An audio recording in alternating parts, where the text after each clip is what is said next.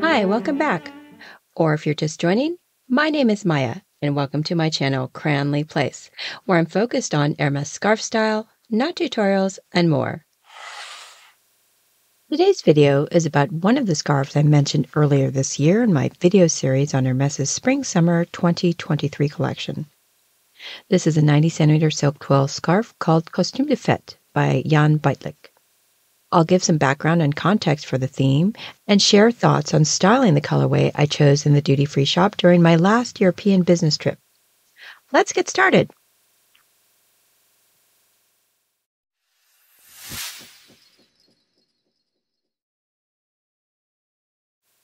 Jan Bajtlik is a Polish graphic designer and illustrator who has collaborated with Hermès to create several designs for their iconic scarves. Bajtlik's artistic style is characterized by bold, geometric shapes and vibrant colors, often inspired by the art and architecture of his native Poland. Bajtlik studied at the Academy of Fine Arts in Warsaw and later worked as a graphic designer for various publishing houses and advertising agencies. He has also authored and illustrated several children's books, including The Greatest Power and ABC of Architecture. Animopolis was his first design for the Spring-Summer 2019 collection, followed by several more in a relatively short time frame, such as the Exposition Universelle, La Selle Imaginaire, Les Poupées d'Hermès, and Sweet Dreams. I can tell you Animopolis took over 40 screens to print and ultimately was made available in 10 colorways. It was a surrealistic vision of a city overrun by nature and animals, with the city being inspired by the architecture of Warsaw, Moscow, St. Petersburg, Kiev, and New York. He apparently had a dream where all animals and creatures from billboards and big inflatable advertisements came alive and dominated the city.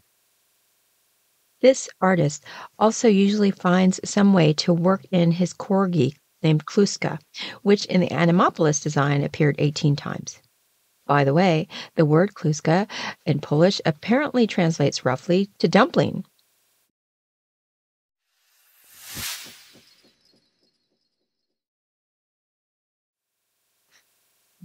Because the design we're talking about today is inspired by Polish folklore celebrating Pan I Pani, or the bride and groom, I wanted to share with you some background on traditional Polish wedding dress. Polish wedding costumes have a long and rich history that reflects the cultural and regional diversity of Poland.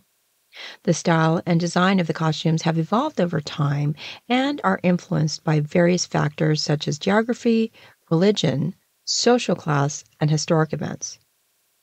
Before the 19th century, traditional wedding costumes in Poland varied by region, with each having its own distinct style.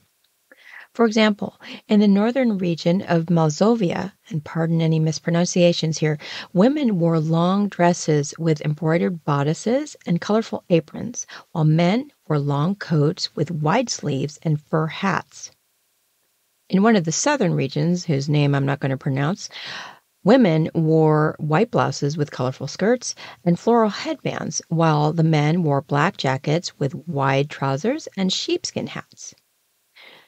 During the 19th century, the influence of Western European fashion led to changes in traditional Polish wedding costumes. Women began wearing white dresses, inspired by the bridal gown worn by Queen Victoria of England, and men started wearing black suits. In the early 20th century, however, traditional Polish wedding costumes experienced a revival thanks to the efforts of folklorists and artists who sought to preserve and promote Polish culture. Women's dresses became more ornate with rich embroidery and lace, while men's suits included colorful vests and embroidered shirts. During World War II and the post-war communist era, traditional Polish wedding costumes fell somewhat out of favor and Western-style clothing became more prevalent. However, in recent decades, with the renewed interest in Polish folklore and traditional costumes, many young couples now choose to incorporate elements of traditional dress into their weddings. Today, Polish wedding costumes vary depending, again, on the region and the couple's personal preferences, but they do continue to be an important part of Polish culture and heritage.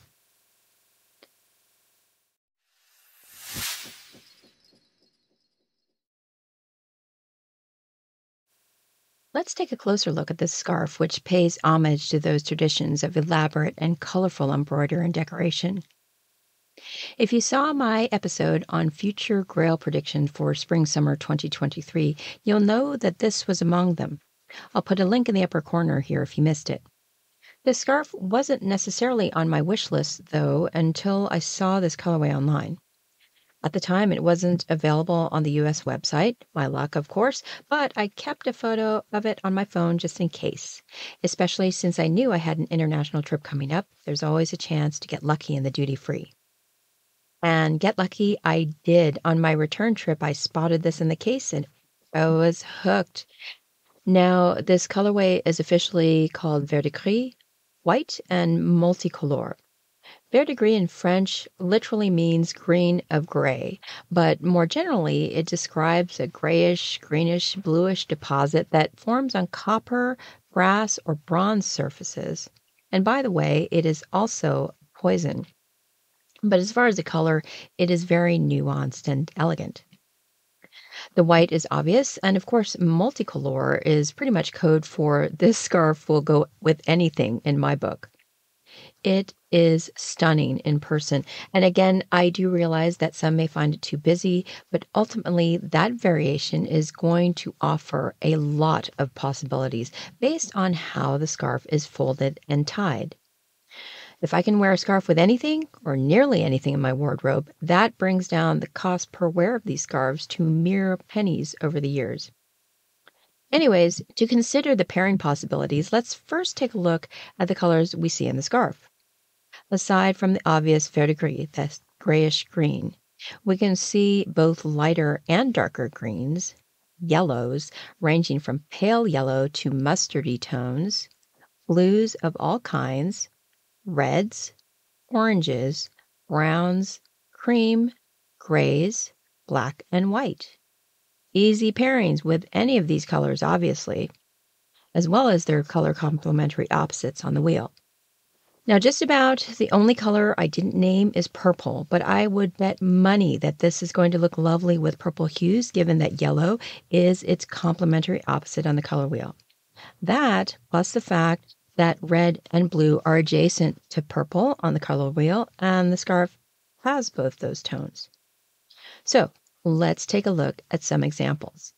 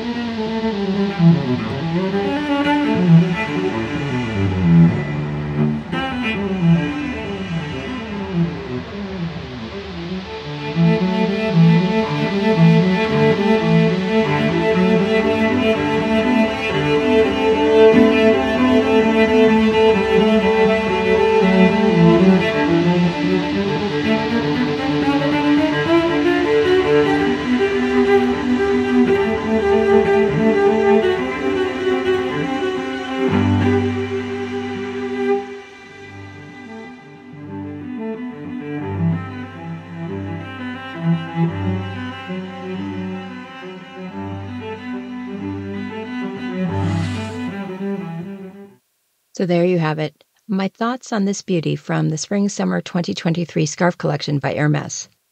Please like the video if you enjoyed it and let me know what you think in the comments. In future episodes, I'll share other scarf reviews, tutorials, and more, so be sure to hit that subscribe button to be notified of new videos. Thanks again for joining me today. Until next time.